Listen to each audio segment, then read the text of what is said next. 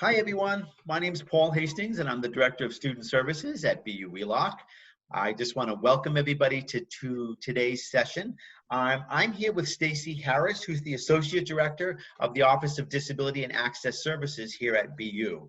And Stacey's going to talk a little bit about what you can expect in the fall if you're a student who may need accommodations.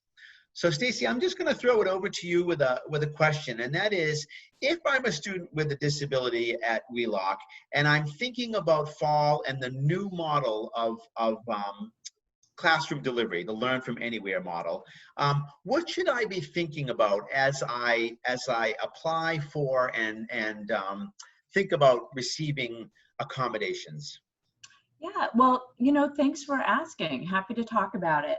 So, the first thing I would say is the big question is, are we still providing services and accommodations? And the answer is yes. So if you already receive accommodations, you go through the same process to get them again.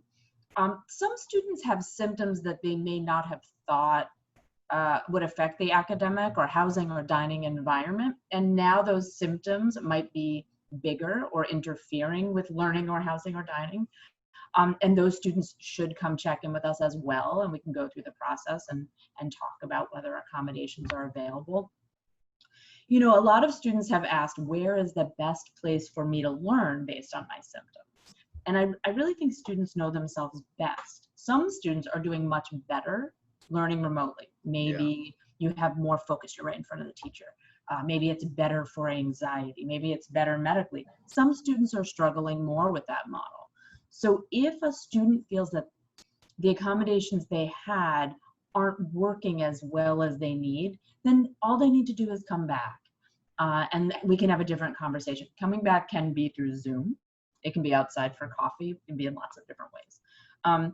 But I think taking a real look at what is the barrier to my learning, what's getting in the way, and figuring out, is it mindfulness and calming? Is it self-care? Is it extra time? There's a variety of things we can talk about, but, we are here and working, whether it's in a basement or an office, we'd love to have the conversations. Great. So just as a quick follow-up, as the students think about their in-person experience versus their remote experience, does the process for notifying the faculty, is that all the same? And if a person had an accommodation for test taking, for example, but all of their tests are done remote, how would that be different? Yeah, that's the million-dollar question. So in the past, you would physically print out your letter and physically hand it to the teacher so that you could have a conversation with them. Hey, I'm Stacey. Let's talk about how accommodations work. Now, you will likely download the letter and forward it to your professor and say, hey, professor, can we set up a time to talk, perhaps through Zoom or outside over coffee? So that process is different. And exams are really up to the individual professor. So maybe they are going to have a paper instead of an exam. Maybe they're going to have a proctored exam. But on the back end of technology, we can still handle extra time or breaks or whatever those things are. We need to have those conversations.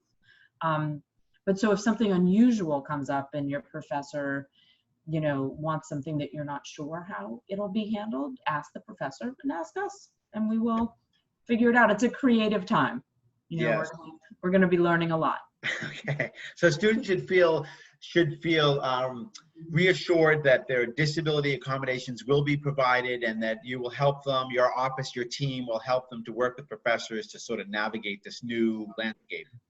Absolutely. One thing to keep in mind is some of them might be different. So for example, sometimes students needed some flexibility with attendance. For some of those students, they don't need that at all now that they're in a remote world, should they choose that. Some students didn't need extra time, but maybe now they do. So some things will shift a little bit. And again, it's a conversation we'll have. Great. All right, well, thank you so much. This was super helpful. And I am going to list your contact information in our article. And we really appreciate you taking this time with us today. Oh, thanks so much. Happy to be here. You take care.